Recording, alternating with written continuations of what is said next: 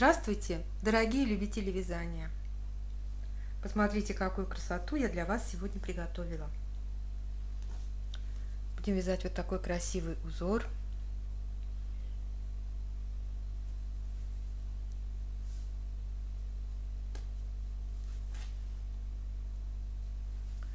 Очень он мне понравился.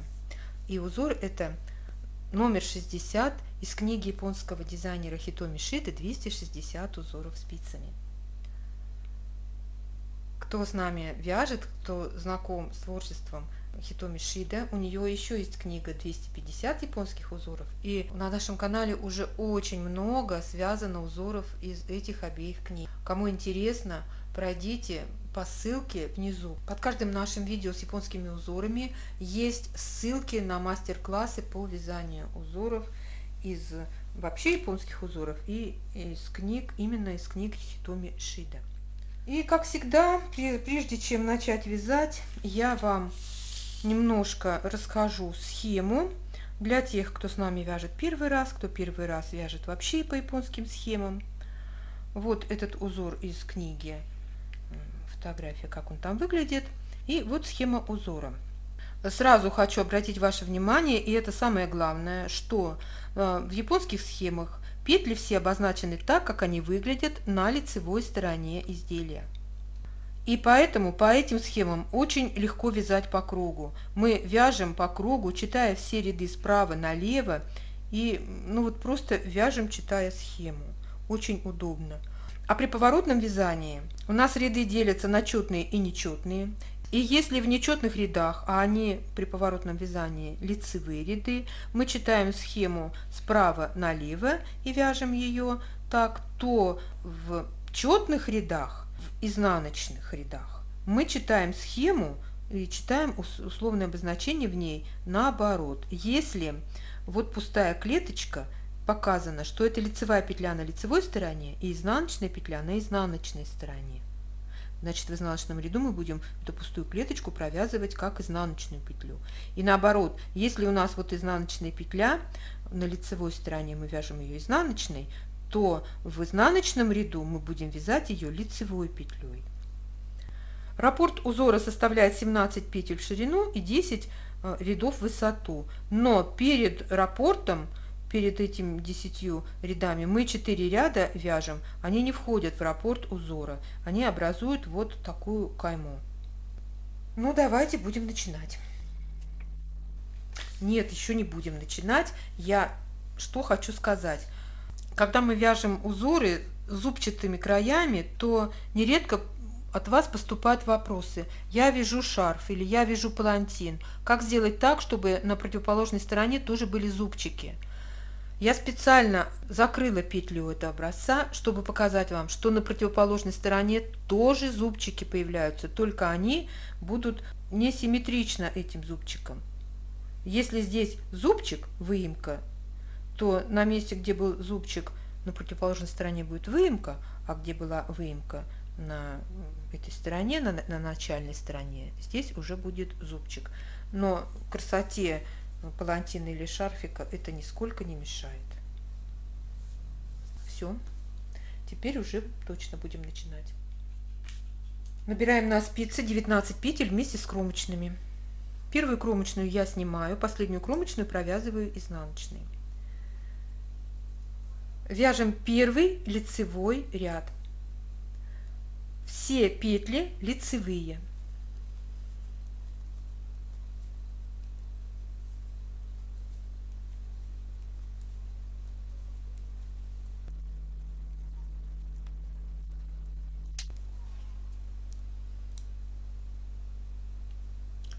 Поворачиваем работу, смотрим на схему. У нас показано, что нужно вязать изнаночные петли, но мы помним, что в японских узорах в поворотных рядах петли читаются наоборот. Значит, мы тоже во втором изнаночном ряду все петли провязываем лицевыми.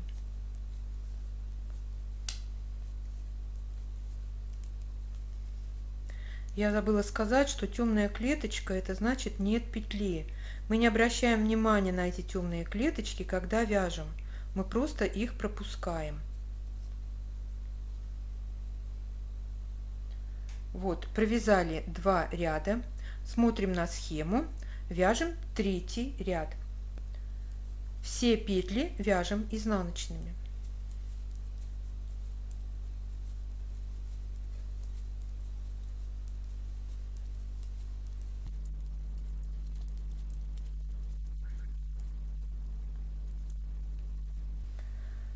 В 4-м изнаночном ряду тоже вяжем изнаночные петли.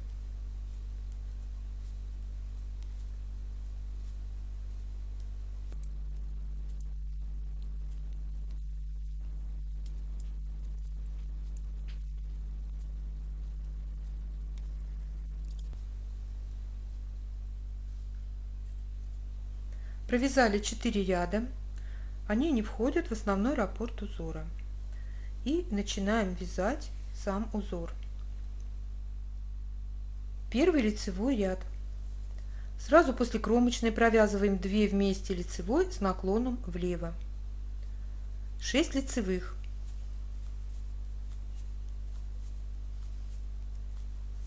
Пропускаем темные клеточки, вяжем накид, лицевая, накид, снова пропускаем темные клеточки, 6 лицевых.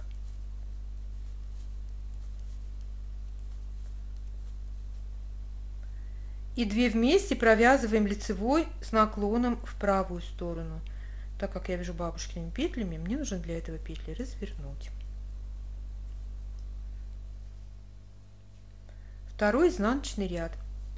Сразу после кромочной провязываем 2 вместе простой изнаночной или 2 вместе изнаночной с наклоном в левую сторону. На лицевой стороне они у нас провязались как 2 вместе лицевой с наклоном в правую сторону. Дальше будет 13 изнаночных. Накиды тоже вяжем изнаночными.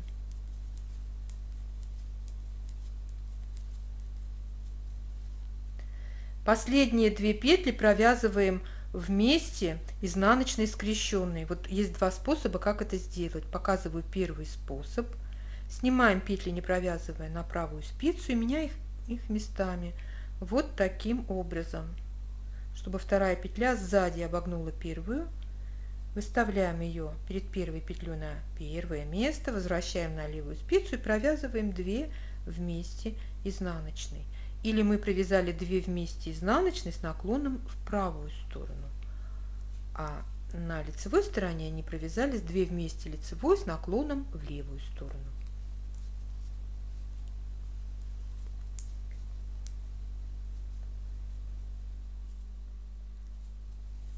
Третий лицевой ряд. 2 вместе лицевой с наклоном влево. 4 лицевых. Накид, лицевая, накид, лицевая, накид, лицевая и еще раз делаем накид. Затем 4 лицевых и 2 вместе лицевой с наклоном в правую сторону. 4-й изнаночный ряд. Провязываем 2 вместе обычной изнаночной. 13 изнаночных,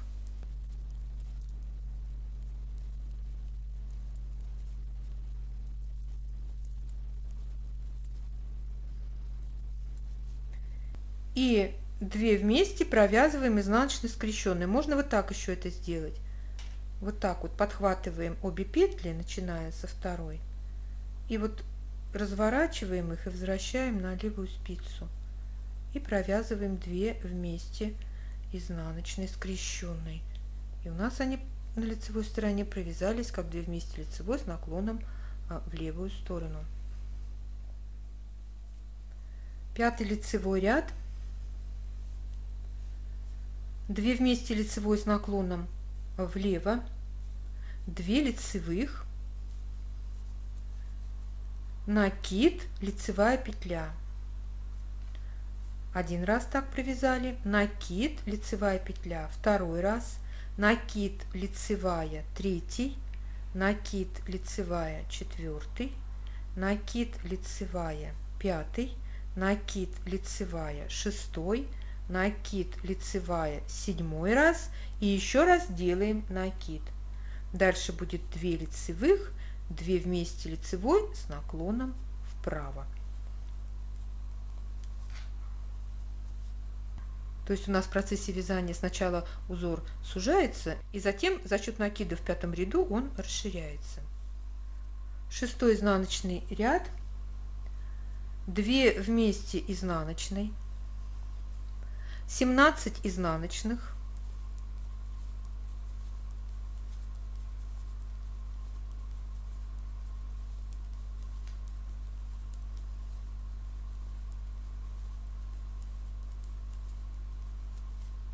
и 2 вместе изнаночной скрещенной.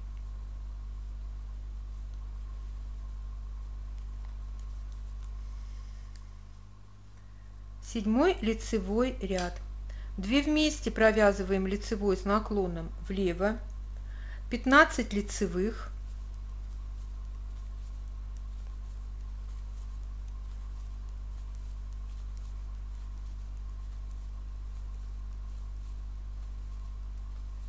две вместе лицевой с наклоном вправо.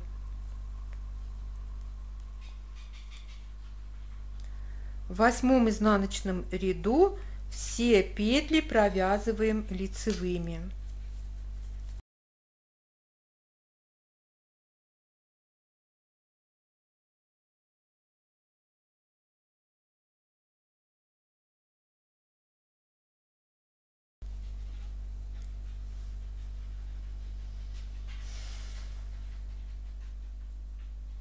В 9 изнаночном ряду все петли вяжем изнаночными.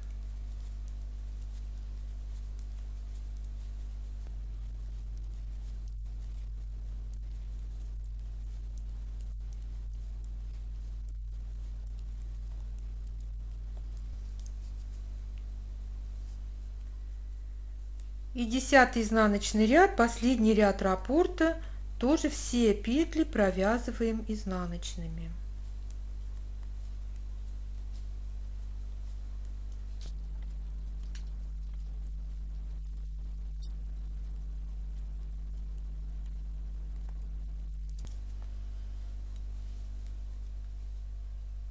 Вот, посмотрите, мы провязали один раппорт в ширину, один раппорт в высоту.